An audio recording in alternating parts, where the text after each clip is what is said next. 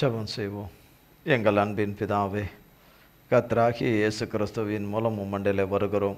தந்தையே, இருக்கிறவராகவே இருக்கிறவரே, எங்கள் திரியேக தேவனே, நீ தந்த ஆவியானவர் மூலமாக, தகப்பன் மூலமாய் எங்கள் ஒவ்வொருவரோடு கூட இந்த வேலைகளை பேசும்படியாய் உம்மை அழைக்கிறோம். கிறிஸ்து இயேசுவின் நாமத்தினாலே தகப்பனே மெய்ப்பாதம் அணிந்து அழைக்கிறோம். ஆவியானவர் தாமே வருவீராக, சத்திய ஆவியானவரே வருவீராக, சகல சத்தியத்துக்குள்ளும் எங்களை மெய்யாக வழிநடத்துகிறவரும் மெய்யாகவே சத்தியத்தின் ஆழத்தில் இருக்கிறதை எடுத்து எங்களுக்கு கொடுக்கக்கூடிய நல்ல தகப்பனாகிய ஆவியானவரே வருவீராக வருவீராக. ஆண்டவரே, மண்ணோட்டாகிய மாம்சத்தை ஆண்டவரே மண்ணோடாகிய என்னை நிரப்புவீராக. என்னிலே மாம்சமும் இரத்தமும் நீர் கூடாதவைகளும் வேதத்துக்கு புறம்பானவைகள் ஒன்று கூட காணக்கூடாதபடி ஆட்டுக்குட்டியானுடைய தகப்பனுடைய நாமத்தின் அக்கினினாலும் இரத்தத்தின் அக்கினினாலும் என்னிலே வேரோடு சுட்டரிக்கப்பட்டு போவதாக. எங்கள் பிதாகுமாரன் பரிசுத்த ஆவியானவரே, நீர் மட்டுமே ஆண்டு கொள்வீராக, ஆளுகை செய்வீராக. ஆண்டவரே, என்னை மறைத்து நீர் மட்டுமே வெளிப்படும். உம்முடைய பிள்ளைகளாக எங்கள் ஊழோர் கூட பேசும், சம்பாஷியும், வழிநடத்தும், ஆசீர்வதியும். எங்கள் தேவனுடைய பரிசுத்த நாமம் மட்டுமே மகிமைப்படுவதாக. உமது உன்னத கரத்துக்குள்ளே எங்களை ஒப்புக் கொடுக்கிறோம். இயேசு கிறிஸ்துவின் மூலம் ஜெபிக்கிறோம் பிதாவே. ஆமேன், ஆமேன், ஆமேன். கர்த்தருடைய நாமத்திற்கு கோடி கோடி ஸ்தோத்திரம். ஸ்தோத்திர பலி வேளையில் அநேக கட்டுகளும் அநேக சத்ருவின் கிரியைகளையும் கர்த்தர் அழித்தார். இல்லை என்றால் சடன்னு ஒரு இது போகலை. கர்த்தருடைய கிருபையினாலே கர்த்தருடைய செய்தியை கொடுத்து முடிக்க கர்த்தர் கிருபை செய்வார். கர்த்தர் கிருபை செய்வார். கர்த்தர் நல்லவர். ஆமென். தம்மை நம்புகிறவர்களை வேதம் சொல்லுகிறது, தம்மை நம்புகிறவர்களை நிச்சயமாக விட்டுட மாட்டார். ஆமீன் வரலையே? விட்டுட மாட்டார். கர்த்தர் விட்டுட மாட்டார். நம்மளுடைய பியாண்ட் லிமிட்டு, நம்மளுடைய சக்திக்கு, நம்மளுடைய திராணிக்கு மேலே அவர் கொண்டு போக மாட்டார். நாம் காண்கிற இந்த வேலை, நாம் சந்திக்கிற சூழ்நிலைகள், நாம் காண்கிற சகலமும் நம்மளுடைய பியாண்ட் லிமிட்டுக்கு மேலே தான் இருக்குது இல்லையா? நம்மளுடைய திராணிக்கும் நம்மளுடைய சக்திக்கும் மீற தான் இருக்குது. தேவனுடைய நேரமும் வேலை மட்டும்தான் வரணும். அது அவருடைய பிள்ளைகளுக்கு அது அவர் கரத்திலிருந்து வந்தே தீரும். அவர் நல்லவர்களுக்காக இந்த பூமியில் ஜீவனை கொடுக்கலை. நல்லவன் ஒருவனும் பூமியில் யாருமே கிடையாது என்பதனால தான் நல்லவராகிய அவர் ஜீவனை கொடுத்தார். பரிசுத்தராகிய உண்மை உள்ளவரும் சத்தியவரனும் அன்புள்ளவராகிய அவர் தமது ஜீவனை சிலுவையில் கொடுத்தார். கொடுத்ததுனால அவர் தம்முடைய பிள்ளைகளுக்கு மன்னித்து இறங்கவே இறங்கிடுவார். அவர் மனுஷனைப் போல பொய் சொல்லுகிறவர் அல்ல, சாக்கு போக்குகளை சொல்லுகிறவர் அல்ல, அல்லது மறைக்கிறவர் அல்ல, ஒளித்து கொள்ளுகிறவர் அல்ல. அவர் தம்முடைய பிள்ளைகளுக்கு நிச்சயமாக வெளிப்படுகிறவர். அவர் வார்த்தையில் உண்மை உள்ளவர். நாம் நினையாத நேரத்தில் சடிதியாய் அவருடைய வெளிச்சம் அவருடைய பிள்ளைகளுக்கு வந்துடும். இந்த வெளிச்சம் இன்னைக்கு வரப்போகுது, மதியம் வரப்போகுது, சாயங்காலம் வரப்போகுது, நாளை காலையில் வரப்போகுது என்பதாக இருந்தாலும் அதை சொல்ல மாட்டார். அந்த வெளிச்சம் வந்துடும். அந்த வெளிச்சம் அவர் கரத்திலிருந்து வந்துடும். நான் அவரைத்தான் நம்பியிருக்கிறேன் என்று சொன்னால் எனக்கு நிச்சயமாக விடுதலை உண்டு. என் நம்பிக்கையில் குளறுபடிகள் இருக்குதுன்னா அதை சரி செய்து விடுதலையாக்குவார். அவர் மேலே இருக்கிற நம்பிக்கையில் சில அசைவுகள் வரும், கண்டிப்பாக அசைவுகள் வரும், வேறுபடுங்கப்பட்டு போகும்படியான காரியங்கள் வரும். ஆனால் கர்த்தர் துணை நிற்பார்.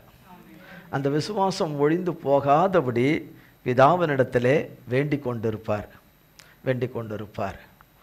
ஏனென்று சொன்னால் எப்பவும் எந்த சூழ்நிலையும் எதையும் செய்ய அவரால் முடியும். அவரால் மட்டும்தான் முடியும்.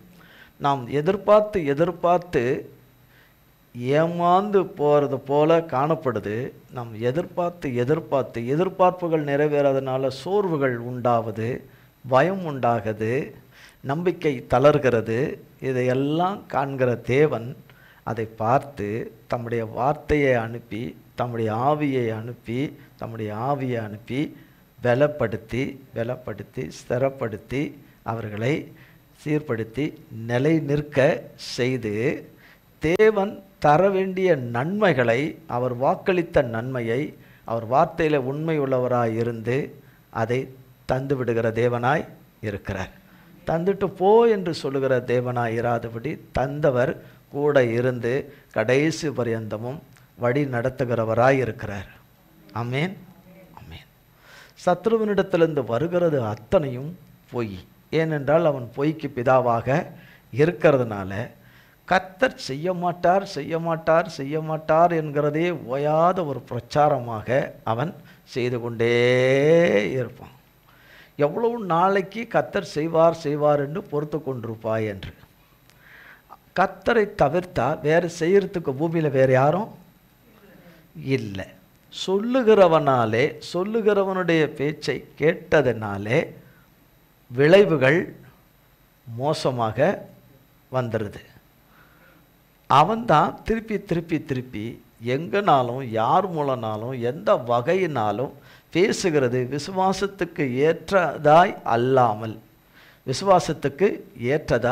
அல்லாமல் தேவனை நோக்கி பார்ப்பதற்கு பதிலாக திசை திருப்புகிற காரியமாய் இருக்குமானால் அது தேவனுடைய ஆவியானவர் பேசுவது கிடையாது. உள்ளம் ஸ்திரப்படவும் திடப்படவும் பலப்படவும் பேசுவது தான் ஆவியானவர்.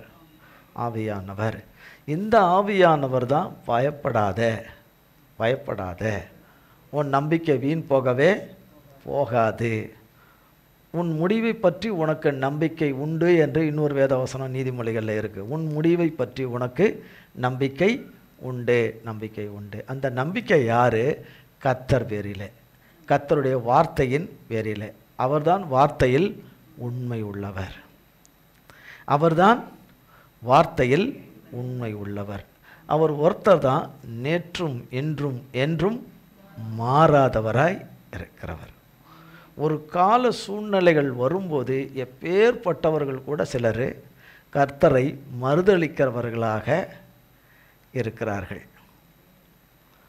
கர்த்தரை எவ்வளோ நன்மைகளை பார்த்தவர்கள், அற்புதங்களை பார்த்தவர்கள், அதிசயங்களை பார்த்தவர்கள், கர்த்தர் கரத்திலிருந்து ஆசீர்வாதங்களை பெற்றுக்கொண்டவர்கள், சுகத்தை பெற்றுக்கொண்டவர்கள், பிசாசின் கிரியினாலே விடுபட்டவர்கள், நோயில் இருந்து அந்த நோய் அழிச்சிருக்கும், அந்த நோய் அவைகள் அழிக்காதபடி எல்லா விதத்திலும் தீங்கிலிருந்து தீமையிலிருந்து பொல்லாப்பிலிருந்து நம்மை தப்புவித்து காப்பாற்றினதை ருசித்த பிள்ளைகள் கூட ஒரு கால சூழ்நிலைகள் வரும்போது இந்த சூழ்நிலைகள் மாறாதது போல காணப்படுது.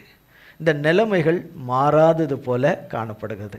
நமக்கு இருக்கிற இந்த பண கஷ்டங்கள் தீராது போல இருக்குது. பிரச்சனைகள், ஒன்றுக்கு மேல் வருகிற பிரச்சனைகள் தீராதது போல இருக்கிறது. அது ஒரு தொடர் கதையை போல காணப்படுது. அல்லது தொடர்ச்சியான தாக்குதல்கள் வருகின்றன. இவைகள் எல்லாம் ஒளிந்து அழிந்து போகாதது போல, சத்துருனுடைய வல்லமை நிலைத்திருக்கிறது போல நமக்கு காணப்படுது. ஆனால் வேதம் சொல்லுகிறது அது நிலைத்திராது என்று. கர்த்தராலே அது நிலைத்திராது, அது அழிஞ்சு போகும் என்று. அழிஞ்சு போகும். கர்த்தரை மறுதலிக்கிற காரியங்களை சில வேளைகளிலே சத்ருவினாலே மனுஷர் அப்படி நடந்தாலும், அப்படி நடந்த பிள்ளைகளையும் தேவன் ரட்சித்து தாம் தெரிந்து கொண்ட நோக்கத்தை அவர்கள் வாழ்க்கையில் கர்த்தர் நிறைவேற்றி கொடுத்திருக்கிறார்.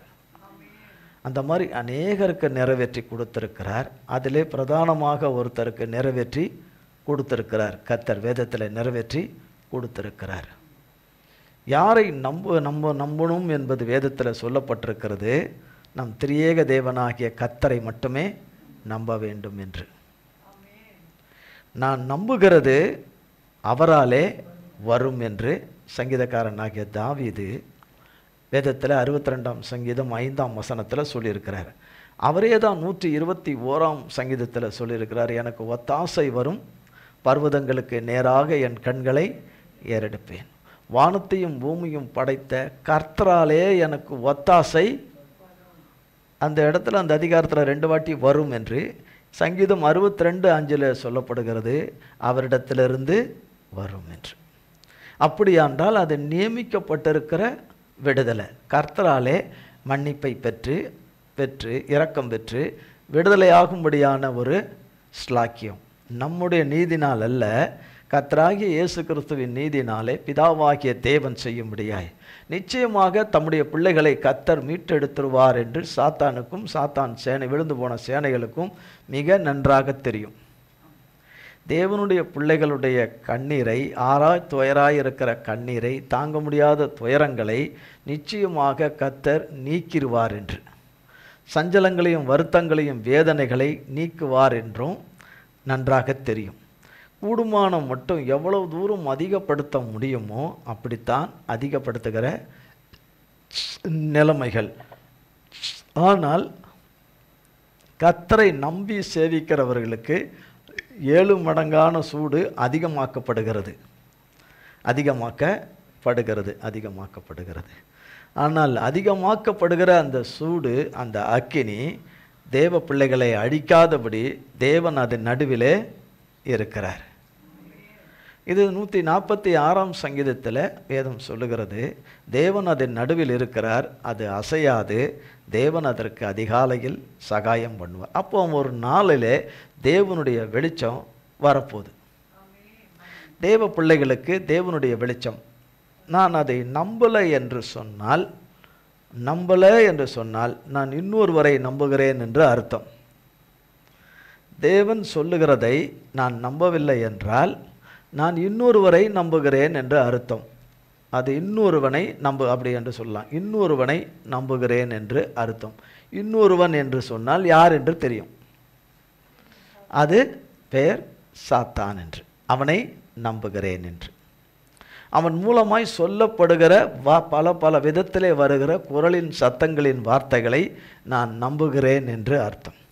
தாம் விசேஷித்து தம் உள்ளத்துக்குள்ளே தமக்கென்று தெரிந்து கொண்ட பிள்ளைகளை, பின்னடியார்களை, சந்ததிகளை தேவன் அளவில்லாமல் ஆசீர்வதிக்க வேண்டும் என்று மனதிலே வைத்த பிள்ளைகளுக்கு இந்த பாதைகள் இருக்கிற கொடூரமான இந்த பாதைகள், கரடுமுரடான இந்த பாதைகள், மகா நெருக்கங்களும் சஞ்சலங்களும் வருத்தங்களும் வேதனைகளும் பெருகுகிற இந்த வேளையில், அவமானங்களும் நிந்தைகளும் பெருகுகிற இந்த வேளையில் கர்த்தருடைய வெளிச்சம் வந்து அதை அழித்து தேவனுடைய பிள்ளைகளை இருளிலிருந்து வெளிச்சத்துக்குள்ளே கொண்டு வந்து விடுகிறது.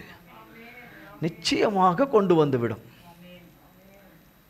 நான் நம்பலை அப்படின்னா எனக்கு கொஞ்சம் காலதாமதமாக நிறைவேறும், அவ்வளோதான், வேற ஒன்றும் இல்லை. இன்னும் கொஞ்சம் காலதாமதமாக நேரம். ஆனால் நம்புகிற பிள்ளைகளுக்கு நிச்சயமாக என் தேவன் செய்திருவார் என்று அவர்களுடைய வாழ்விலே பிறகாலே அவர்கள் கர்த்தர் கரத்திலிருந்து வருகிற சுரந்து வருகிற நன்மைகள் அவர்களுக்கு சதா காலங்களுக்கும் கெட்டு போகாததாக இருக்கும்.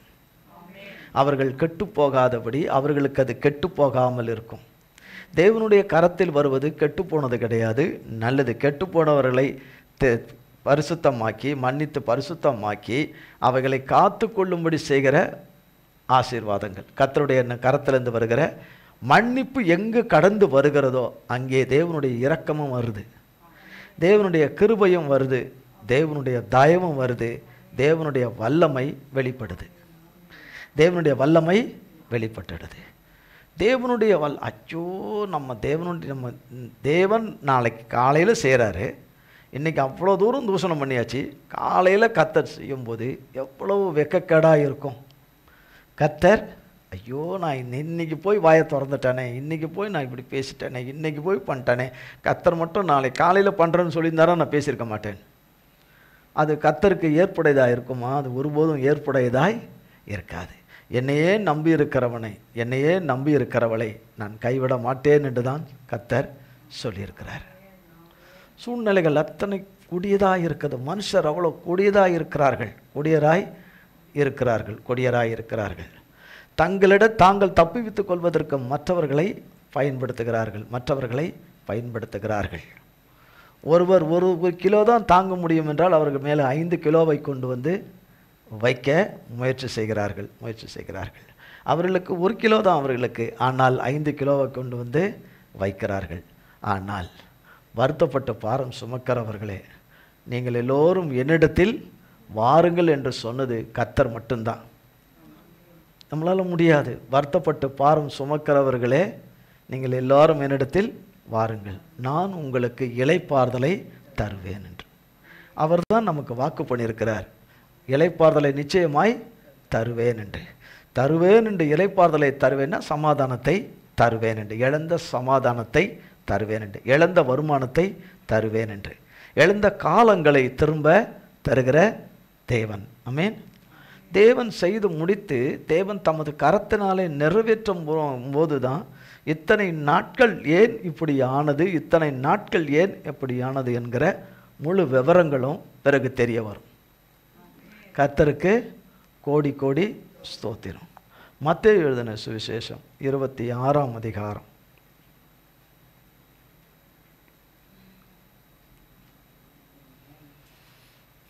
33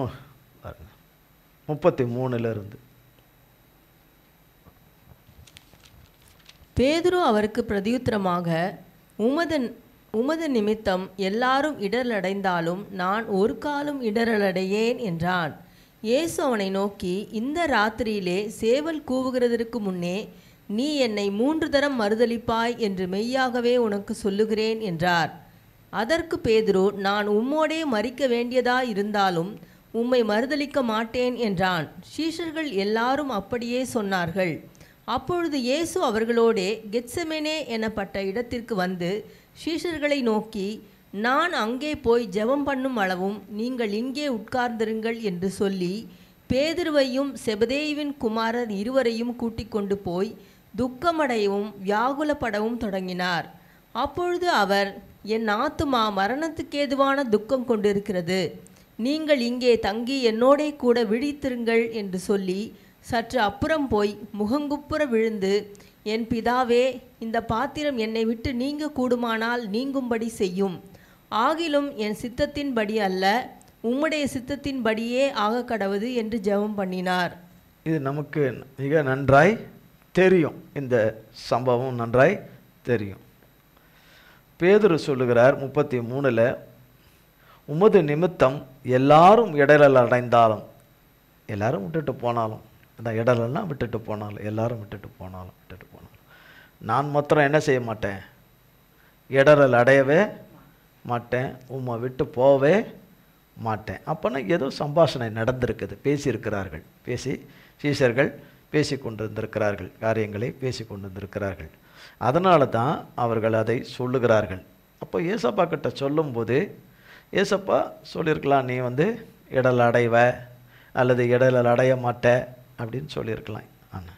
ஆனால் அப்படி சொல்லலை ஏசப்பா. அவனை பார்த்து அவனோடு சேர்ந்த சீஷர்களும் எல்லாருமே ஏகோபித்து தான் சொல்கிறாங்க. அவங்களும் சொல்கிறாங்க, நாங்களும் என்ன செய்ய மாட்டோம், இடல் அடைய மாட்டோம், உம்மை மறுதலிக்கவே மாட்டோம் என்று.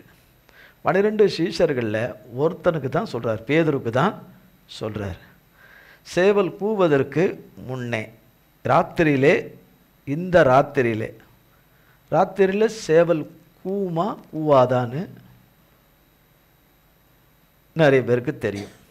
விடியற் காலையில் கூவுமா, ராத்திரியில் கூவுமா, இல்லை விடிய காலம் 3 மணியா 4 மணியா எனக்கு தெரியாது. ஆனால் வேதம் பொய் சொல்லாத வேதம் சொல்லுகிறது, ராத்திரியிலே சேவல் கூவதற்கு முன்னே நீ என்னை 3 தரம் மறுதலிப்பாய் என்று மெய்யாகவே உனக்கு சொல்லுகிறேன் என்றார். இந்த மெய்யாகவே என்று சொல்வதும், சில நேரங்களில் மெய்யாகவே என்று சொல்வதும் நிச்சயமாய் அப்படியே நிறைவேறும். அப்படியே வேதத்தின்படி அப்படியே நிறைவேறும். அதற்கு பேதுரு, உம்மோடு நான் மரிக்க வேண்டியதாக இருந்தாலும் கர்த்தருக்கு தெரியும், கட்டாயம் என்ன செய்வான், பேதுரு மறுதலிப்பான் என்று. அதனால தான் மறுதலிப்பாய் என்று சொல்லுகிறார். 46ஆம் வசனத்தில் இருந்து, என்னை காட்டி கொடுக்கிறவன் இதோ வந்துவிட்டான், எழுந்திருங்கள் போவோம் என்றார். அவர் இப்படி பேசுகையில் 12 ஒருவனாகிய யூதாஸ் வந்தான்.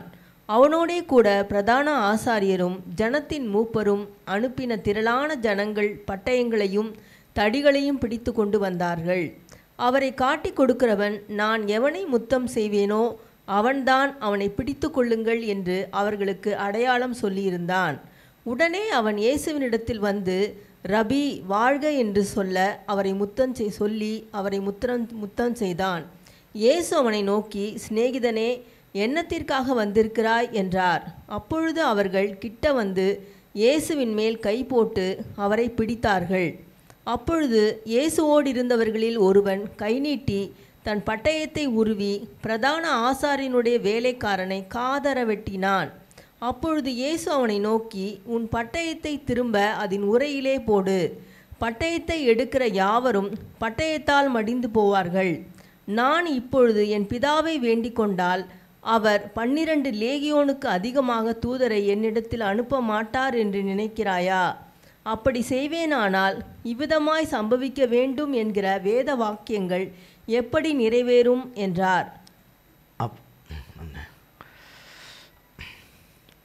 கர்த்தராகிய தேவன் சொல்லுகிறார், அவருடைய நேரம் வந்தது, சிலுவையில் தன்னை ஒப்பு கொடுக்க வேண்டிய நேரம் வந்தது, காட்டி கொடுக்கிறவன் வந்து விட்டான் என்று சொல்லுகிறார்.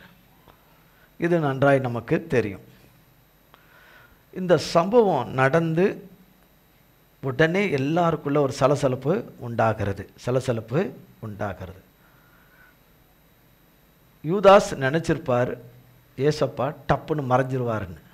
அந்த மாதிரிலாம் நிறைய நடந்திருக்குது, வேதத்தில் நடந்திருக்குது. டப்புன்னு அந்த இடத்துல மறைஞ்சிருவார்.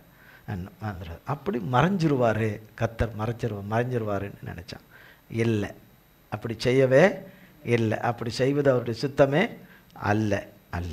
வேலை வந்தது என்று அவர் கூப்பிடும்போதே அவனை சொல்கிறார், அவனை துரோகியே அப்படின்னு சொல்லலை. யூதாஸை பார்த்து துரோகியே என்று சொல்லலை. யாருமே சொல்ல முடியாததே ஒரு வார்த்தையை சொல்லுகிறார், சிநேகிதனே என்று சொல்லுகிறார். காட்டி கொடுக்கிறவனை பார்த்து சிநேகிதனே என்று சொல்லுகிறார். அடுத்தது ஒரு அவருடைய சீஷரில் ஒருத்தர், ஒன்று பேதுரு என்று சொல்லுகிறார்கள், இல்லை என்றும் சொல்லுகிறார்கள். கர்த்தருடைய கூட இருக்கிற சீஷரில் ஒருத்தர் பட்டயத்தை எடுத்து வெட்டுகிறார். பெரும்பாலும் கர்த்தரோடு கூட இருக்கிற சீஷர்கள் எல்லாரும் மீனவர்கள், யுத்தத்துக்கு போகிறவர்கள் கிடையாது. அல்லது ஒரு அன்றைய ராஜாக்கள் காலத்தில் அது வேலை செய்து கொண்டிருந்த சேவகர்களாய் வேலை செய்து கொண்டிருந்தவர்களும் கிடையாது. ஆனால் கையில் இருந்த ஒரு பட்டயத்தை எடுத்து கழுத்தை வெட்ட வேண்டிய இடத்துக்கு பதிலாக காதை வெட்டிடுறாங்க. அப்படின்னா அவருக்கு என்ன இல்லை? அனுபவம் இல்லை, அதை பயன்படுத்துகிற அனுபவம் இல்லை. இந்த வேத வசனம் அவர் வாயிலிருந்து எப்போ வந்ததோ தகப்பனுடைய வாயிலிருந்து, வார்த்தையில் உண்மை உள்ள தகப்பனுடைய வாயிலிருந்து எப்போ வந்ததோ அதை உரையிலே போடு, பட்டயத்தை எடுக்கிற யாவரும் பட்டயத்தால் மடிவார்கள் என்று. நாம் செய்திகளில் நிறைய கேட்பதெல்லாம் பார்த்திங்கன்னா, நிறைய கொலை பாதகங்கள், நிறைய கொலை செய்கிற காரியங்கள். அது சில வருஷங்கள் கழித்து இந்த காரியத்துக்காக இதை தீர்த்து கொண்டார்கள், இந்த பழியை தீர்த்து கொண்டார்கள். பட்டயத்தாலே ஒரு 5 வருடத்துக்கு முன்பு ஒருவரை கொன்றார்கள். ஒரு சில வருடங்களில் கழித்து அதே சம்பவம் அதே நபர்களுக்கு சம்பவிக்குது, பட்டயத்தை எடுத்தவர்களுக்கு சம்பவிக்குது. இது மாதிரி பூமி எங்கும் நடக்குது. கர்த்தர் சொன்னதில் நாளில் இருந்து இன்றைய வரைக்கும் அது நடக்குது. அப்படின்னா அவருடைய வார்த்தையிலிருந்து புறப்பட்ட அந்த வார்த்தை இன்றளவும் நடக்குது. இந்த காரியத்திலையும் நடக்குது. பட்டயத்தை எடுத்தவனுக்கு பட்டயத்தாலே தான் என்ன உண்டு, மரணம் உண்டு என்று அவர் சொன்ன வார்த்தையின்படி நடக்குது என்று சொன்னால், அப்போ அவர் சேவல் கூவறதுக்கு, ராத்திரியிலே கூவறதுக்கு முன்னே நீ 3 தரம் என்னை மறுதலிப்பாய் என்று சொல்வது நடக்குமா? நடக்காதா? நடக்கும். அப்போ நீ வெட்டுறதுக்கு முயற்சி எடுக்க அவர் செய்யும்போது ஏசப்பாவை காப்பாற்றுறதுக்காகவும் தங்களை காப்பாற்றி கொள்வதற்காகவும் அந்த முடிவை எடுக்கும்போது தான் அவர் சொல்கிறாரு, அது அந்த காரியத்தை செய்யாது. என்னுடைய பிதாவினிடத்தில் சொன்னால் ஒரு லேகியோன் என்று சொன்னால் 6000 என்று 3000 6000 வரைக்கும் கணக்குண்டு. 12 சொன்னால் 72000 தேவதூதர்களை அனுப்ப மாட்டாரா? பிதா அனுப்ப மாட்டாரா? பிதா அனுப்ப மாட்டாரா? அப்படி செய்வது தேவ சித்தமே இல்லை. எழுதப்பட்டபடியே ஏசப்பா வந்து நிறைவேற்றி முடிக்கணும் என்று எழுதப்பட்டிருக்கிறபடியே அது நிறைவேற வேண்டும் என்று தேவன் நம்மை குறித்து எழுதப்பட்டிருக்கிற காரியங்கள் அவர் புஸ்தகத்தில் வச்சிருப்பார். அதன்படி அவரை நம்பி இருக்கிறவர்களை நடத்தி கொண்டு வர்றார். அதில் சடிதியாய் அவர் கரத்திலிருந்து வெளிச்சம் வரும்படி வச்சிருக்கிறார். வெளிச்சம் வரும்படி வச்சிருக்கிறார். வார்த்தையில் உண்மை உள்ளவர், வார்த்தையில் உண்மை உள்ளவர், உண்மை உள்ளவர். அப்படி செய்வது அல்ல என்று சொல்றார். அடுத்த பகுதி பாருங்க, 58ஆம் வசனம்.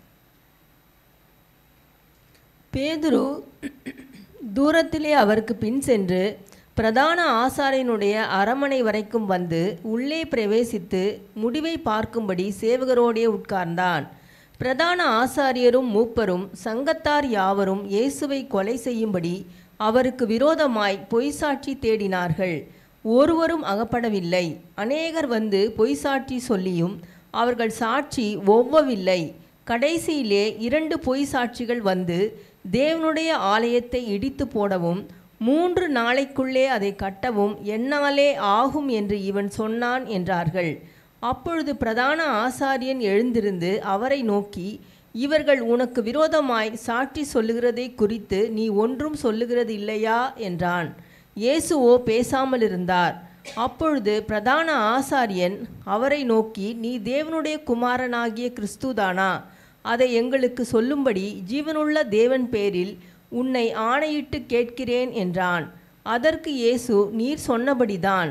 அன்றியும் மனுஷகுமாரன் சர்வ வல்லவருடைய வலது பாரசத்தில் வீற்றிருப்பதையும் வானத்தின் மேகங்கள் மேல் வருவதையும் இது முதல் காண்பீர்கள் என்று உங்களுக்கு சொல்லுகிறேன் என்றார். அப்பொழுது பிரதான ஆசாரியன் தன் வஸ்திரங்களை கிழித்து கொண்டு, இவன் தேவ தூஷணம் சொன்னான். இனி சாட்சிகள் நமக்கு வேண்டியதென்ன? இதோ இவன் தூஷணத்தை இப்பொழுது கேட்டீர்களே, உங்களுக்கு என்னமாய் தோன்றுகிறது என்று கேட்டான். அதற்கு அவர்கள், மரணத்துக்கு பாத்திரனாய் இருக்கிறான் என்றார்கள். அப்பொழுது அவருடைய முகத்தில் துப்பி அவரை குட்டினார்கள்.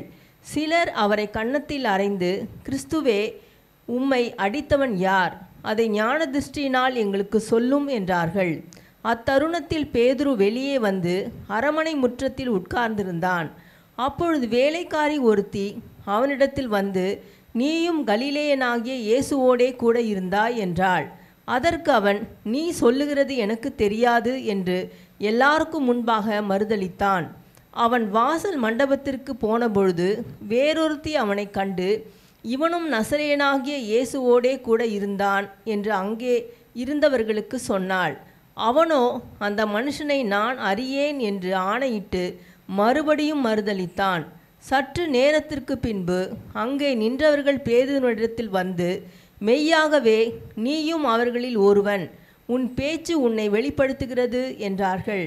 அப்பொழுது அவன் அந்த மனுஷனை அறியேன் என்று சொல்லி சபிக்கவும் சத்தியம் பண்ணவும் தொடங்கினான். உடனே சேவல் கூவிற்று. 3 வருஷங்கள் கர்த்தரோட கூட ஊழியத்தில் இருந்தவர். கர்த்தர் அவரை கொண்டுதான் சபையை கட்ட வாக்குத்தத்தம் கொடுத்த பேர் பெற்றவர். சீஷர்களுக்கு பிரதான தலைவனாக, 12 பேருக்கும் தலைவனாக இருக்கக்கூடியவர். எல்லாருக்கும் மேலே கர்த்தர், சீஷர்களில் இருக்கிறவர்.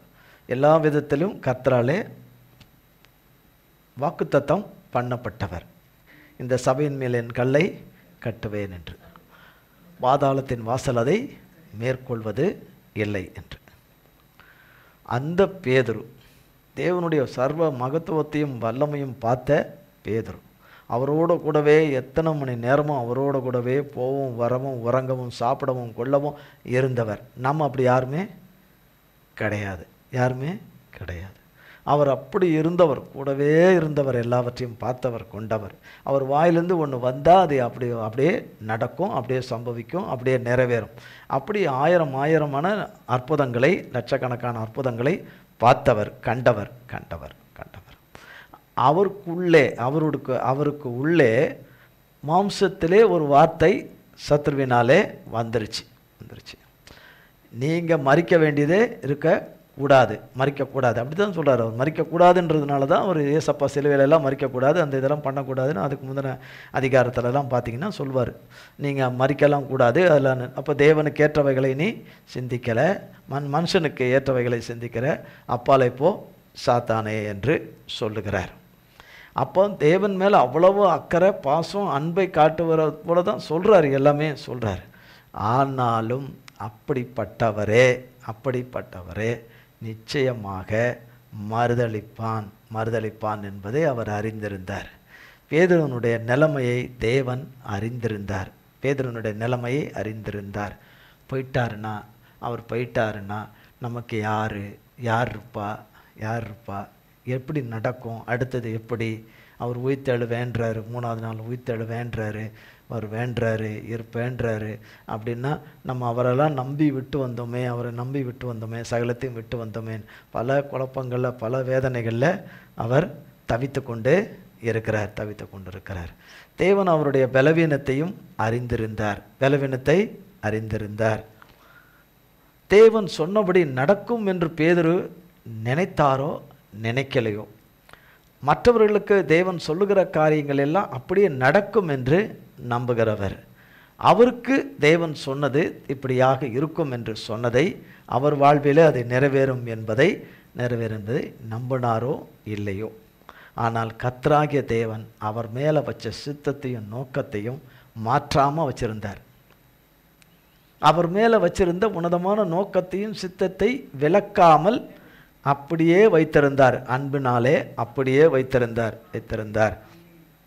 ஏனென்று சொன்னால் 69ஆம் வசனத்தில் அதிலும் பாருங்க, வெளியே முதல்ல சேவகர் மத்தியில் உட்கார்ந்திருந்தார் என்று சொல்லப்படுகிறது. 58ஆம் வசனத்தில் பேதுரு தூரத்திலே அவருக்கு பின் சென்று பிரதான ஆசாரியனுடைய அரண்மனைக்கும் வந்து உள்ளே பிரவேசித்து முடிவை பார்க்கும்படி சேவகர்களோடு உட்கார்ந்திருந்தான் என்று. 69ஆம் இதில் அத்தருணத்தில் பேதுரு வெளியே வந்து, இப்போ இன்னொரு இடம், அந்த இடத்த விட்டு இன்னொரு இடம், பேதுரு வெளியே வந்து அரண்மனை முற்றத்தில் உட்கார்ந்திருந்தான். அப்பொழுது வேலைக்காரி ஒருத்தி அவனிடத்தில் வந்து, நீயும் கலிலேயனாகி இயேசுவோடு கூட இருந்தாய் என்றாள். நீங்கள் அவரோடு கூட இருந்தீரான்னு கேட்கல, நீ இருந்தாய் என்று சொல்லுகிறார். அப்படியே சொல்லி முடிக்கிறார், நீ இருந்தாய் என்று சொல்லுகிறார். அதற்கு அவன், நீ சொல்லுகிறது எனக்கு தெரியாது என்று எல்லோருக்கும் முன்பாக முதல்ல ஒரு மறுதளித்தான்.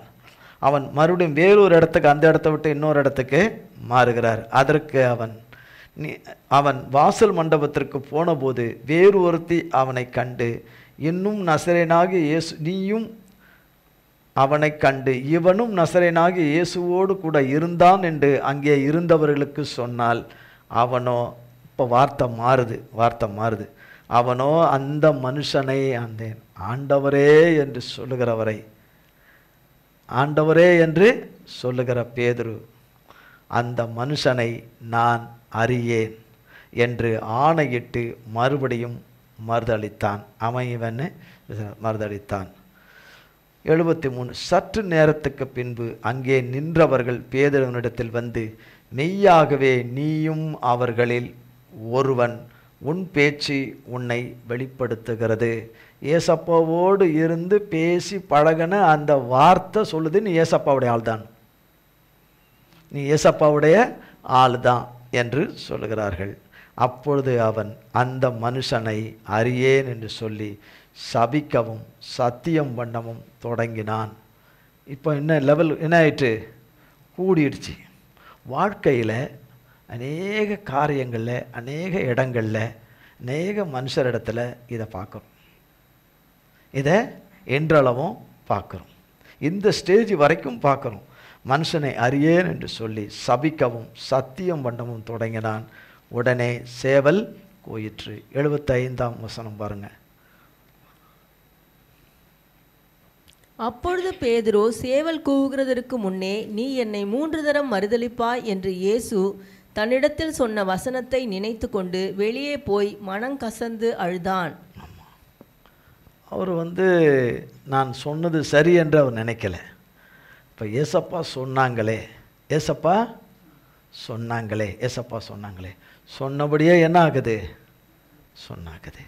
சிலருடைய வாழ்க்கையில் கர்த்தர் இது இப்படியாக இருக்கும் இப்படியாக இருக்கும்னு சிலருக்கு சொல்லுகிற ஒரு காலகட்டங்கள், சில நாட்கள், மாதங்கள், சிலதெல்லாம் கழித்து அது நிறைவேறும்போது கர்த்தராலே நிறைவேறும்போது அது என்ன சொல்லுகிறார்கள்? கர்த்தர் சொன்னது அப்படியே நடந்தது. அது எச்சரிப்பாக இருந்தாலும் சரி, அது ஆசீர்வாதமாக இருந்தாலும் சரி, அது அற்புதமான காரியமாய் இருந்தாலும் சரி. ஒரு சிலர் சொல்லுகிறார்கள், சில நாட்களுக்கு முன்பு 2-3 நாள் இருந்த ஒரு காரியம், ஒரு பிரச்சனைக்குரிய ஒரு காரியம் 5 நிமிடத்தில் கர்த்தர் அதை முடித்து கொடுப்பார். 5 நிமிடத்தில் அந்த பிரச்சனையை மாற்றி அதை 5 நிமிடத்தில் முடித்து கொடுப்பார் என்று கர்த்தர் அதை அப்படியே செய்தார். கர்த்தர் அப்படியே ஒரு மனுஷன் மூலமாக அதை பேசி அதை அப்படியே செய்தார். அந்த சாட்சியை என்ன செய்கிறோம்?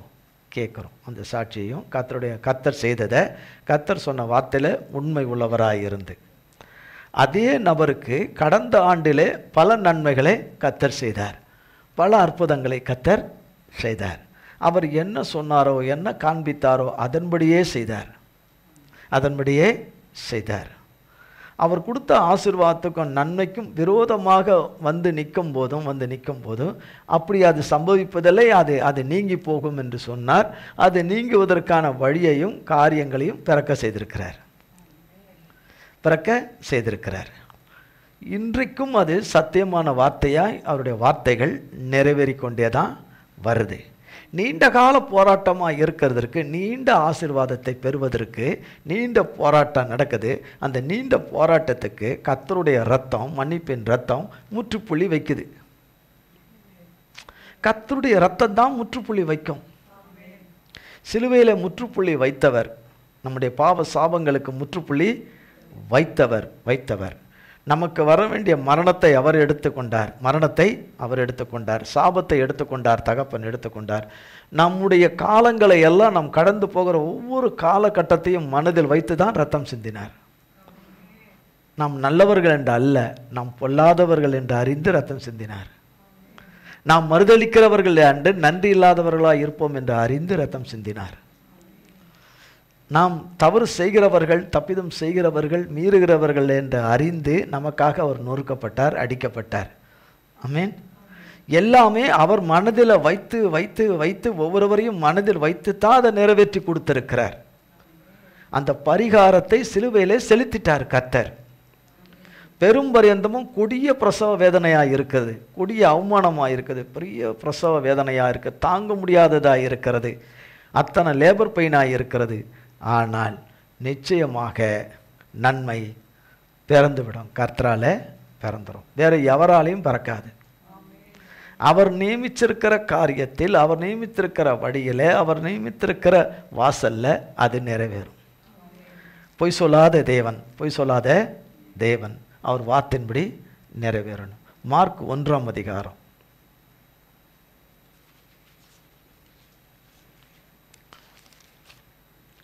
1ஆம் அதிகாரம் மார்க் 23-27. அவர்களுடைய ஜெப ஆலயத்திலே அசுத்த ஆவியுள்ள ஒரு மனுஷன் இருந்தான். அவன், ஐயோ, நசரேயனாகிய இயேசுவே, எங்களுக்கும் உமக்கும் என்ன? எங்களை கெடுக்கவா வந்தீர்? உம்மை இன்னார் என்று அறிவேன், நீர் தேவனுடைய பரிசுத்தர் என்று சத்தமிட்டான். அதற்கு இயேசு, நீ பேசாமல் இவனை விட்டு புறப்பட்டு போ என்று அதை அதட்டினார். உடனே அந்த அசுத்த ஆவி அவனை அலக்கழித்து மிகுந்த சத்தமிட்டு அவனை விட்டு போய்விட்டது. எல்லாரும் ஆச்சரியப்பட்டு, இது என்ன? இது புதிய உபதேசம் எப்படிப்பட்டது?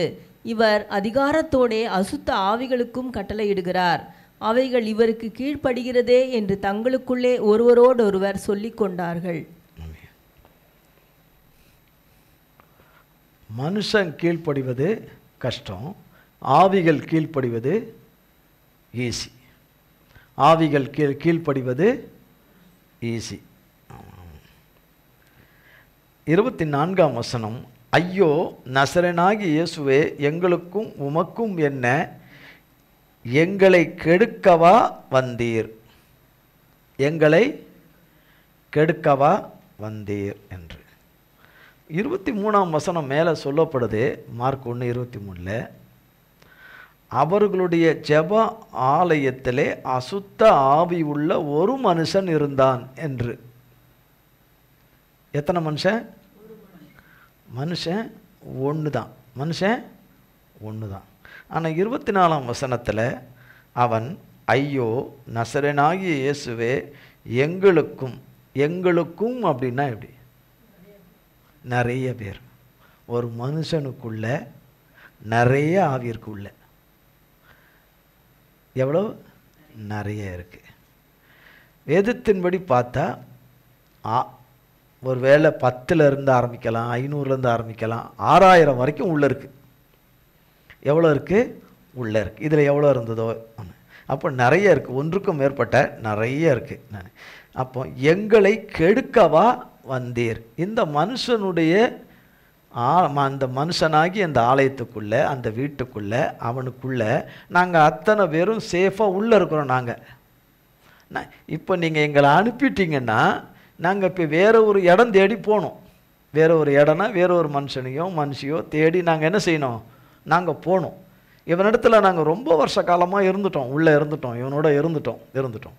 நாங்கள் தான் இருக்கிறோம் இருக்கிறோம் என்பதை அறியாததுனால அநேகரால் எங்களை அவனுக்குள்ளேருந்து விரட்ட முடியல, யாராலையும். ஆனால் நீர் யார் என்று எங்களுக்கு தெரியும். யார்? தேவனை, கர்த்தரை. உண்மை எங்களுக்கு இன்னார் என்று அறிவோம். யாரை? ஏசப்பாவை. அவ தானே சிருஷ்டித்தவர். இன்னார் என்று அறிவேன், நீர் தேவனுடைய பரிசுத்தர் என்று பேசின. அவைகள் பேசுது. அப்படி போடலை வேத வசனம், அப்படி போடலை. உம்மை இன்னார் என்று அறிவேன், நீர் தேவனுடைய பரிசுத்தர் என்று சத்தமிட்டன. சத்தமாக. என்னது? சத்தமிட்டன தேவனுடைய. இதை பேசிக்கொண்டிருக்கும் போது அங்கே சுற்றிருக்கிறவர்கள் எல்லோரும் இந்த சம்பாஷணையை எல்லாம் கேட்டுக்கொண்டு தான் இருக்கிறார்கள். இப்பொழுது மனுஷன் பேசலை, அந்த மனுஷனுக்குள்ளேருந்து எது பேசுது? இப்போ பிசாசுகள் பேசுது. பிசாசுகள், அசுத்தாவிகள் தேவனோடு கூட பேசுது. அதுக்கு தான் ஏசப்பா, நீ பேசாமல் இவனை விட்டு புறப்பட்டு போ. நீ பேசாமல், நீங்கள் எல்லாரும் பேசாமல் அப்படின்னு சொல்லலை ஏசப்பா. நீ பேசாமல், அது ஒரு தலைவனை போல ஏற்படுத்தி ஒரு கூட்ட ஜனமாய் உள்ளே இருக்கிறதை இவனை விட்டு போ, பேசாமல் மேற்கொண்டு பேசாதபடி இருக்க இவனை விட்டு போ என்று அதட்டினார். தேவன் அதட்டினார். அவர் வார்த்தை புறப்பட்டு வந்தது. அடுத்த நொடியே அவனை விட்டு அது கடந்து போயிற்று. அது கடந்து போகும்போது சும்மா போகலை. ஒரு புயல் உருவாகி கரையை கடக்கும்போது ஒரு அலக்கழிப்பு பண்ணிட்டு தான் வெளியேறுது. அப்படி ஆவிகள் அவனை விட்டு ஒரே டைமில் அத்தனை ஆயிரக்கணக்கான ஆவிகளும் புறப்பட்டு போகணுன்னா அந்த மனுஷன் என்ன ஆவான்? சுருண்டு அவன் கீழே விழுந்துட்டான். அசுத்தாய் அவனை அலக்கழித்து மிகுந்த சத்தம் விட்டு அவனை விட்டு போய்விட்டது. அப்போ கீழே விழுந்தான், கடந்திருப்பான், போயிட்டு. எல்லோரும் ஆச்சரியப்பட்டு, இது என்ன? இந்த புதிய உபதேசம் எப்படிப்பட்டது? இவர் அதிகாரத்தோடு அசுத்தாவிகளுக்கும் கட்டளையிடுகிறார், அவைகள் இவருக்கு கீழ்ப்படுகிறதே என்று. அப்போ இதுக்கு முன்னாடி எந்த அசுத்தாவிகளையும் யாராலையும் என்ன செய்ய முடியாது? விரட்டவே முடியாது. கீழ்ப்படுகிறதே என்று தங்களுக்குள்ளே சொல்லி கொண்டார்கள். அது முதல் அவருடைய கீர்த்தி கலிலேயா நாடெங்கும் பிரசித்தமாயிற்று. ஆமென். மார்க் 2ஆம் அதிகாரம் 1-12. சில நாட்களுக்கு பின்பு அவர் மறுபடியும் கப்பர்நகூமுக்கு போனார். அவர் வீட்டில் இருக்கிறார் என்று ஜனங்கள் கேள்விப்பட்டு உடனே வாசலுக்கு முன்னும் நிற்க இடம் போதாதபடிக்கு அநேகர் கூடி வந்தார்கள். அவர்களுக்கு வசனத்தை போதித்தார். அப்பொழுது 4 பேர் ஒரு திமிர்வாதக்காரனை சுமந்து கொண்டு அவரிடத்தில் வந்தார்கள். ஜனக்கூட்டத்தின் நிமித்தம் அவருக்கு சமீபமாய் சேரக்கூடாமல் அவர் இருந்த வீட்டின் மேற்கூரையை பிரித்து திறப்பாக்கி திமிர்வாதக்காரன் கிடக்கிற படுக்கையை இறக்கினார்கள். இயேசு அவர்கள் விசுவாசத்தை கண்டு திமிர்வாதக்காரனை நோக்கி, மகனே, உன் பாவங்கள் உனக்கு மன்னிக்கப்பட்டது என்றார். வசனம் சொல்லுகிறது, கர்த்தர் ஒரு இடத்துக்கு வரார், ஒரு வீட்டுக்கு வந்திருக்கிறார். அந்த வீடு காலத்தில் எந்த வகை அளவு உள்ள வீடோ, ஆனால் அந்த வீட்டு பத்தாமல் வீட்டு வாசலுக்கும் வெளியவும் சுற்றிலும் எங்கேயும் இடம் இல்லை. அவ்வளோ ஜனங்க சுற்றி இருக்கிறாங்க. கர்த்தராகிய தேவன் அவர்களோடு பேசி கொண்டிருந்தார். அவர்களோடு கூட கர்த்தர் பேசி கொண்டிருந்தார் என்று வசனம் போடப்படலை. அவர்களுக்கு வசனத்தை போதித்தார். வீணான காரியங்கள், வீணான பேச்சுக்கள், வீணான நேரம் போக்குதல்கள், அல்லது அங்கே வந்ததனுடைய நோக்கம் என்ன பலவிதமான சம்பாஷணைகளிலே ஒன்றையும் சம்பாஷிக்காமல் அவர் என்ன நோக்கத்துக்காக அந்த இடத்துக்கு, அந்த வீட்டுக்கு வந்தாரோ அங்கேயே அவர் வசனத்தை போதித்தார் என்று. அங்கே அவர் போதித்து கொண்டிருக்கும் போது இந்த சம்பவம் நமக்கு நன்றாய் தெரியும். ஒரு திமிர்வாதக்காரனை தூக்கி கொண்டு வருகிறார்கள் என்று. ஒரு மனுஷனை நாம் தூக்கி சுமந்து கொண்டு இறக்கணுனாலே ரொம்ப கஷ்டம். அதில் கட்டிலில் படுக்க வச்சு கட்டிலில் கட்டினா எப்படி ஆள் இப்படி சரியும், தூக்க முடியாது, எவ்வளோ கஷ்டம், பேலன்ஸ் பண்ணுறது எவ்வளோ கஷ்டம். ஒரு வீட்டுக்கு மேலே ஏற்றி கூரையிலிருந்து கீழே இறக்கணும் என்று இதையெல்லாம் தேவன் பார்க்குறார். இந்த திமிர்வாதக்காரனை தூக்கின 4 பேரும் ஏசப்பா கிட்ட பேசுகிறாங்க. அவர்கள் பேசுவதை அவர் கண்டு, அவர்கள் பேசுவதன் விசுவாசத்தை அவர்களுடைய பேச்சின் விசுவாசத்தை கண்டு அப்படின்னு போடப்படலை. இயேசு அவர்கள் விசுவாசத்தை கண்டு அப்படின்னு தான் அவர்கள் என்று சொல்லும்போது இந்த 4 பேர் தான். அப்போ படுக்கையில் இருக்கிறவன் விசுவாசிக்கலை, படுக்கையில் கிடக்கிறவன் விசுவாசிக்கலை. ஆனால் படுக்கையில் இருக்கிறவன் விடுதலை ஆகணும் என்று 4 பேர் விசுவாசித்தாங்க. 4 பேர் முயற்சி எடுத்தாங்க. கட்டாயம் திமிர்வாதக்காரனால் எதையும் செயல்பட முடியல. அவர் எத்தனை வருஷ காலமாய் அப்படி இருந்தாரோ இதில் நமக்கு வருஷங்கள் குறிப்பிடப்படலை. ஆனால் அவன் எதுக்குமே செயல்பட முடியாதவனாய் இருந்து எந்த ஒரு நிவாரணமும் அவனுக்கு கிடைக்கல, எங்கேயும் அவனுக்கு சுகம் கிடைக்கல, எங்கேயும் விடுதலை கிடைக்கல. காரணம், பாவத்தை மன்னிப்பவர் கர்த்தர் மட்டுமே. பாவத்தை மன்னித்து பாவத்தை பாராத சுத்த கண்ணனாய் இருக்கிறவர் அவர் ஒருத்தர் தான். அவரை தவிர வேறு யாருமே கிடையாது. அவர் வந்திருக்கிற சூழ்நிலையில், அவர் சமீபமாய் வந்திருக்கிற சூழ்நிலையில், அவர் இருக்கிற சூழ்நிலையை இந்த 4 பேர்கள் பயன்படுத்தி கொள்கிறார்கள். இந்த 4 பேர் இந்த திமிர்வாதக்காரன் நல்லாகி விடுதலையாகி வந்துடணும். இந்த படுக்கையான நிலைமைகள், நம் வாழ்வில் இருக்கிற நம்மளுடைய பிரச்சனைகள், படுத்த நிலைமைகள், நமக்கு இருக்கிற சோகங்கள், வருத்தங்கள், காலதாமதங்கள், ஏமாற்றங்கள் எல்லாமே நமக்கு சத்ருவின் தடைகள், சத்ருவின் சேனைகளுடைய தடைகள், துரோகிகளுடைய தடைகள், அகங்காரிகளுடைய தடைகள், அகித்தோப்பியல்களின் தடைகள், பார்வோனுடைய தடைகள், ஆமானின் தடைகள், யூதாஸின் தடைகள் என்று தடைகளுக்குள்ள நிறைய வகை இருக்குது. அதையெல்லாம் கர்த்தர் அழிக்க தான் செய்கிறாரு. விழுந்து போன சாத்தானவன் சேனைகளுடைய தடைகள், பொல்லாத ஸ்திரீகளுடைய தடைகள், ஏராளமான ஸ்திரீகளுடைய தடைகள், ஏராளமான பொல்லாத புருஷர்களுடைய தடைகள், இப்படியெல்லாம் துஷ்ட மிருகங்களுடைய தடைகள், தங்கள் சுய ஆதாயத்துக்காக தாங்கள் மாத்திரமே பிழைத்திருக்கத்தக்கதாக தேவ பிள்ளைகள் பிழைத்திருக்கவே கூடாது என்று செய்கிற துரோக கூட்டத்தார்கள் இதையெல்லாம் பார்க்கிற தேவன். இதிலே சிக்குண்டு கிடைக்கிற பிள்ளைகள் பண விஷயத்தில், என்னென்ன விஷயத்தில், சுகத்தில், ஆரோக்கியத்தில், பொருளாதாரத்தில், என்னென்ன விதங்களில் எல்லாம் ஒன்றுமே செயல்படாதபடி இருக்கிற அந்த நிலை போல, இந்த திமிர்வாதனை போல இருக்கிற நிலைமைகள் அநேகர் நமக்கு இருக்கு. ஆனால் கர்த்தராகிய தேவன் இந்த 4 பேர், எத்தனை பேர்? 4 பேர். இந்த 4 பேர் ஒருமனப்பட்டவர்களாய் நிச்சயமாக ஏசப்பாவினிடத்தில் கொண்டு வந்துட்டா இந்த காரியத்தை, இந்த மனுஷனை, இந்த காரியத்தை ஏசப்பாவினிடத்தில் கொண்டு வந்து விட்டால் நிச்சயமாக அவர் விடுவிச்சிருவார், நிச்சயமாக விடுவிச்சிருவார். நான் இன்னொரு நாளைக்கு உன்னை விடுதலையாக்குறேன், இன்னொரு நாளைக்கு உனக்கு சுகம் தருகிறேன் என்று சொல்ல மாட்டார், நிச்சயமாக செய்து விடுவார் என்கிற இதில் அவங்க எந்த விதத்திலும் ஏசப்பா கிட்ட சம்பாஷணையே பண்ணலை. அவங்க இந்த 4 பேரும் ஏசப்பாவுடைய பார்வைக்கு கொண்டு வந்துட்டாங்க, ஏசப்பாவுடைய பார்வைக்கு கொண்டு வந்துட்டாங்க. கொண்டு வந்ததுனால தான் உட்காந்துருங்க கர்த்தர் உடனே பேசுகிறார். வேறு யார்ட்டையும் பேசலை. இவன் யார், எந்த ஊருக்காரன், எந்த ஜனத்தான், எந்த ஜாதியான், எந்த பாஷக்காரன், அதெல்லாம் எதுவுமே பேசலை.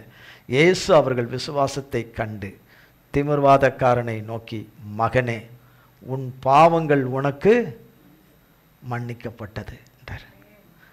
அப்போ மன்னிக்கப்படாதிருக்கிற காரியங்கள் கட்டப்பட்டதாய் இருக்கிறது, இப்பொழுது மன்னிக்கப்படுது, இப்பொழுது மன்னிக்கப்பட்டது என்றார்.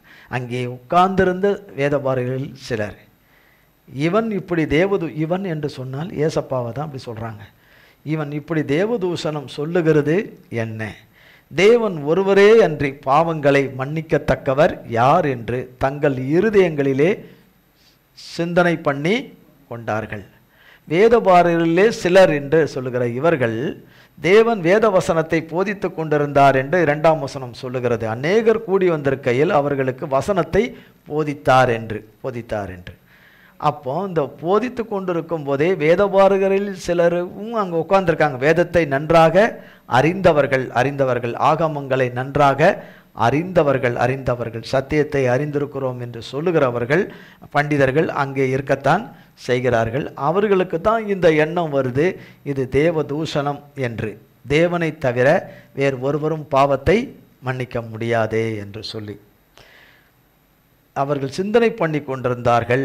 அவர்கள் தங்களுக்குள்ளே இப்படி சிந்திக்கிறார்கள் என்று இயேசு உடனே தம்முடைய ஆவியில் அறிந்து, அப்போ ஒவ்வொருவரும் சிந்திக்கிறத தேவன் தம்முடைய ஆவியில் அறிவாரா, அறிய மாட்டாரா?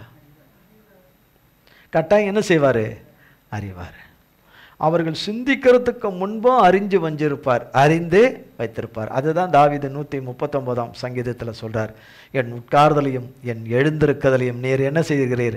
அறிந்திருக்கிறீர். என் நாவில் சொல் புறவாததுக்கு முன்பே கர்த்தாவே அதையெல்லாம் நீங்கள் என்ன செய்திருக்கீங்க? அறிந்திருக்கிறீங்க. என் நாவில் சொல் பிரவாதத்துக்கு முன்பே அதையெல்லாம் அறிஞ்சிருக்கீங்கன்னு. இப்படி சிந்திக்கிறது என்ன என்றார் இயேசு அவர்களை நோக்கி. 9ஆம் வசனம் பாருங்க.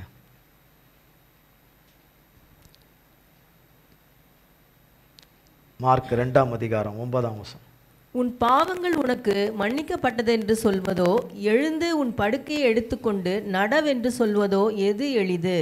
பூமியிலே பாவங்களை மன்னிக்க மனுஷகுமாரனுக்கு அதிகாரம் உண்டென்பதை நீங்கள் அறிய வேண்டும் என்று சொல்லி திமிர்வாதக்காரனை நோக்கி, நீ எழுந்து உன் படுக்கையை எடுத்துக்கொண்டு உன் வீட்டுக்கு போ என்று உனக்கு சொல்லுகிறேன் என்றார். உடனே அவன் எழுந்து தன் படுக்கையை எடுத்துக்கொண்டு எல்லாருக்கும் முன்பாக போனான். அப்பொழுது எல்லாரும் ஆச்சரியப்பட்டு, நாம் ஒரு காலும் இப்படி கண்டதில்லை என்று சொல்லி தேவனை மகிமைப்படுத்தினார்கள். 10ஆம் பாருங்க, கர்த்தராகிய தேவன் ஒரு காரியத்தை கேட்கிறார். உன் பாவங்கள் உனக்கு மன்னிக்கப்பட்டது என்று சொல்வதோ, எழுந்து உன் படுக்கை எடுத்துக்கொண்டு நடவென்று சொல்வதோ எது எளியது என்றார். பாவங்கள் மன்னிக்கப்பட்டது என்று சொல்வது தான் நல்லது. எது தடையாய் இருக்கிறதோ, எது விடுதலை பெற முடியாதபடி, விடுவிக்க கூடாதபடி இருக்கிறது எதுவோ அது பாவம். அதை தேவன் மன்னிக்கிறார். அப்போ தேவனுடைய மன்னிப்பு உள்ள வந்த மாத்திரத்திலே படுத்த நிலைமை மாறுகிறது, விழுந்த நிலைமை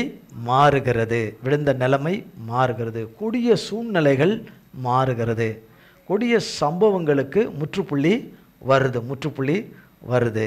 அப்போ சொல்றாரு, நீங்கள் அறிய வேண்டும் என்று சொல்றாரு. 10ஆம் வசனம், பூமியிலே மனுஷன் பாவங்களை மன்னிக்க மனுஷகுமாரனுக்கு அதிகாரம் உண்டு என்பதை நீங்கள் அறிய வேண்டும் என்று சொன்னது அங்கே இருக்கிற பாமர மக்கள், வேதத்தை அறியாத மக்களுக்கு சொல்லலை, வேதபாரர்களுக்கு, குறிப்பாக வேதபாரர்களுக்கு சொல்றார், நீங்கள் அறிய வேண்டும். அப்போ பாவங்களை கிறிஸ்து மன்னிக்கிறார் என்றால் அவர் யார்? அவர் தேவகுமாரன். தேவகுமாரன். அவர் தேவன், தேவகுமாரன், தேவகுமாரன் என்று உங்களுக்கு சொல்லுகிறேன், நீங்கள் அறிய வேண்டும் என்று சொல்லி திமிர்வாதக்காரனை நோக்கி. அப்போ அப்படி சொல்லும் பொழுது ஏசப்பாவை என்ன நினச்சிருப்பாங்க? திமிரு, நம்மளை சொல்கிறாங்க இல்லையா, திமிரு பிடிச்சோம், திமிரு. நம்ம சொல்கிறோம் இது தேவதூஷணம், இப்படி பண்ணக்கூடாது, இப்படி செய்யக்கூடாதுன்னு வேதத்தை அறிஞ்ச நாங்கள் சொல்கிறோம் அப்படின்னு. இவங்களை உண்டாக்குனவரும் இவங்களுக்கு வேதத்தை கொடுத்தவரும் கர்த்தர் தான். அவங்கள உண்டாக்குனது யார்? அவங்களையும் உண்டாக்குனது அவர் தான். வேதத்தை கொடுத்தவரும் அவர் தான், வேதத்தை கொடுத்தவரும் அவர் தான், வேத சட்டத்திட்டங்களை கொடுத்தவரும் அவர் தான். இவங்க எல்லாருக்கும் சேர்ந்து சிலுவையில் ரத்தம் சிந்த போகிறதும் ஏசப்பா தான். ஜீவனை கொடுக்க போகிறதும் ஏசப்பா தான். அப்போ நீ எழுந்து உன் படுக்கை எடுத்துக்கொண்டு உன் வீட்டுக்கு போ என்று உனக்கு சொல்லுகிறேன் என்றார். இது அந்த 4 பேர் சுமந்து கொண்டு வந்தவங்களுக்கு தாங்கள் தேவன் மேலே வச்ச நம்பிக்கையும் விசுவாசமும் வீணாக போகவில்லை. அவர்களுக்கு அந்த கட்டில் தேவைப்படவில்லை. அவர்கள் தூக்கணும் என்ற நிலைமைக்கு அந்த கட்டில் அவர்களுக்கு தேவைப்படலை. படுத்திருக்கிறவனுக்கும் அந்த கட்டில் தேவைப்படலை. ஆமென். இனி அதிலே படுத்து கிடக்கணும், சதா நேரமும் அதிலே படுத்து கிடக்கணும் என்கிற நிலைமை இல்லை. அநேக நாட்களாய் படுக்கையில் இருக்கிறவனுடைய கை கால்கள் எப்படி இருக்கும்னு நமக்கு தெரியும். சடாருன்னு எந்திரிச்சு எப்படி போக முடியும்? ஒரு உட்கார்ந்த நிலைமையிலே கொஞ்ச நேரம் நம்ம உட்கார்ந்துருந்து அந்த இடத்த விட்டு எந்திரிக்கும் போதே நம்ம ஏசப்பா பேரை சொல்லி தான் எந்திரிக்கிறோம் இல்லையா? உட்காரும் போதும் பார்த்து உட்காரணும்னு ஏசப்பா பேரை சொல்லி தான் உட்காரணும். இப்போ உட்கார்ந்துருக்கிறதே நம்ம 4 கணக்கில் உட்காந்துருக்கோம்னா எப்படி உட்காந்துருக்க முடியுமா? நம்ம இடுப்பு தொடகிடலாம் என்ன ஆகும்? அப்போனா படுத்த நிலைமையில் இருந்தால் இன்னும் எவ்வளோ ஆகும்? இரத்த ஓட்டங்கள் எப்படி ஓடி இருக்கும்? நான் ஏசப்பாவுடைய ஜீவ வார்த்தை உள்ள வந்த மாத்திரத்திலே அத்தகையான பலவீனங்கள் கூட இராதபடி, அப்படி விதமான சத்துவமற்ற காரியங்கள் கூட இராதபடி தேவன் செய்த மாத்திரத்திலே தேவனுடைய வார்த்தை உள்ளே வந்து நமக்கு நன்மை செய்து விட்டது. தேவன் நம்மை குழியிலிருந்து தூக்கிட்டார், பிரச்சனையிலிருந்து எடுத்துட்டார் என்கிறது போது ரெட்டிப்பான பலன் அவரிடத்துலேருந்து வந்துடுது. உற்சாகமும் பலனும் வந்துடுது. செத்துப்போன உள்ளத்துக்கும் மனதுக்கும் நம்பிக்கையற்ற உள்ளத்துக்கு பெரிய ஒரு விடுதலை கர்த்தராலே கிடைத்து விடுகிறது. கர்த்தராலே கிடைத்து ஒரு பெரிய உயிர் மீட்சி உண்டாகிறது. கர்த்தருக்கு கோடி கோடி ஸ்தோத்திரம். நீ எழுந்து உன் படுக்கை எடுத்துக்கொண்டு போ என்று சொல்லுகிறேன் என்றார்.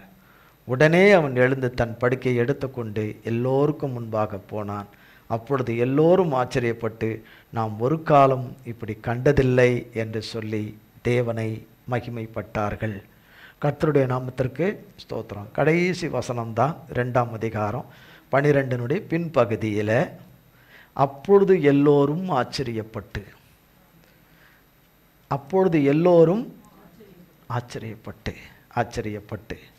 ஒரு காலம் இப்படி கண்டதில்லை என்ற தேவனை மகிமைப்படுத்தினார்கள். எல்லோரும் ஆச்சரியப்படும்படியாய் கர்த்தர் செய்திருக்கிறது கர்த்தருடைய பிள்ளைகளுக்கு, கர்த்தருடைய பிள்ளைகளுடைய வாசல்களுக்குள், இருதய வாசலுக்குள் கர்த்தருடைய வார்த்தையானது நிறைவேறும். ஆமென். நம் ஒவ்வொருவருக்கும் நிறைவேறும். திரும்பவும் சொல்லுகிறேன், அப்பொழுது எல்லோரும் ஆச்சரியப்பட்டு நாம் ஒரு காலம் இப்படி கண்டதில்லை என்று தேவனை மகிமைப்படுத்தினார்கள். நாம் இப்படி ஒரு காலம் கண்டதில்லை, காணக்கூடாது என்று இருந்தோம், காணும்படி ஆகிவிட்டது. காணக்கூடாது என்று இருந்தவர்கள் ஒரு கூட்டம், அவனுக்கு நன்மை நடந்தால் நல்லது என்பது கொஞ்சம் பேர் இருந்திருப்பாங்க. எல்லாத்துக்கும் மேலே அந்த 4 பேர் அதிகமாக இருந்திருக்கக்கூடியவங்க, பிரயாசப்பட்டவங்க, இவங்க எல்லாருமே ஆச்சரியப்பட்டாங்க, இப்படி கண்டது இல்லை. அநேக சாட்சிகள், அநேக இதுகள் டிவிக்கெல்லாம் பார்க்குறாங்க. கர்த்தருடைய நாமத்தினாலே அற்புதங்கள் நடக்கிறத பார்க்குறாங்க. நடக்க முடியாதவங்க கர்த்தருடைய நாமத்தினால் அப்படியே கொஞ்சம் அப்படியே கையை பிடிச்சி தூக்கி அப்படி நடத்தி ஸ்டேஜில் கூட்டிகிட்டு வந்து தகப்பன் செய்த காரியங்கள் எல்லாம் பார்க்குறாங்க. அதுவும் தகப்பன் செஞ்சது தான் பார்க்குறாங்க. ஆனால் இங்கே தகப்பன் டைரெக்டாக தகப்பன் செய்கிற இந்த காரியத்தில் அப்படி கொஞ்சம் கொஞ்சமாக இல்லாதபடி சடீதில் நடக்குது. சடீதில் தன் கட்டில் இவனுடைய படுக்கையை அவன் தான் எடுத்துகிட்டு போனான். அவன் தான் தூக்கணும். அதை உன் படுக்கையை எடுத்துக்கொண்டு நீ போதான்னு சொல்கிறாரு.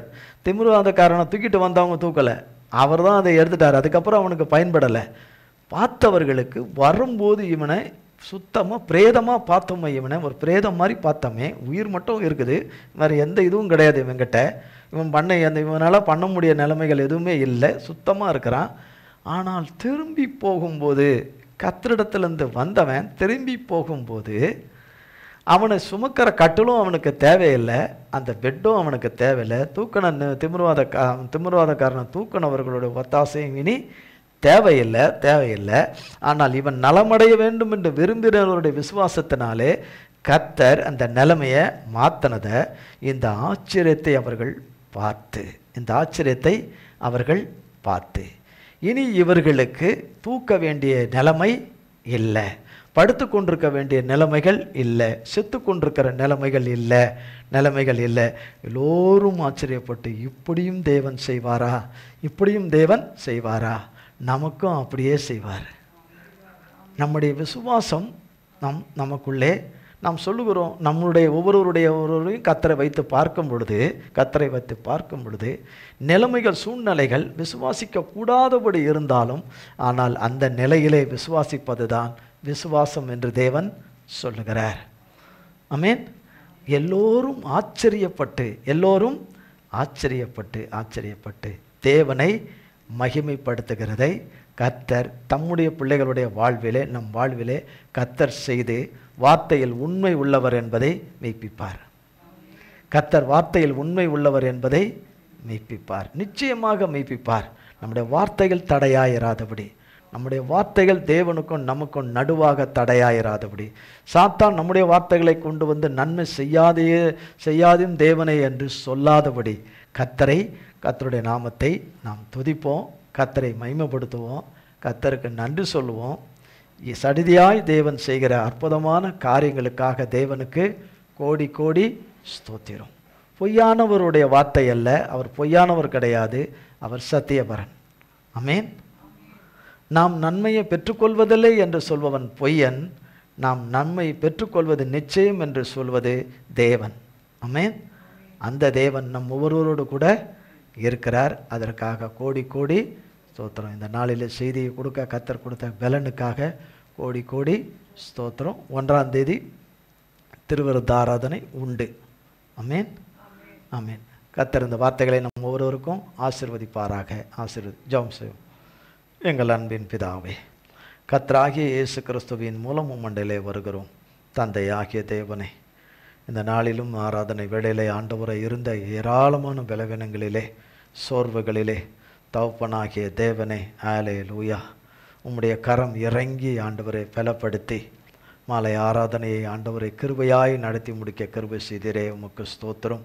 உம்முடைய பரிசுத்த நாமத்திற்கு கோடி கோடி கோடி கோடி கோடி கோடி ஸ்தோத்திரம்.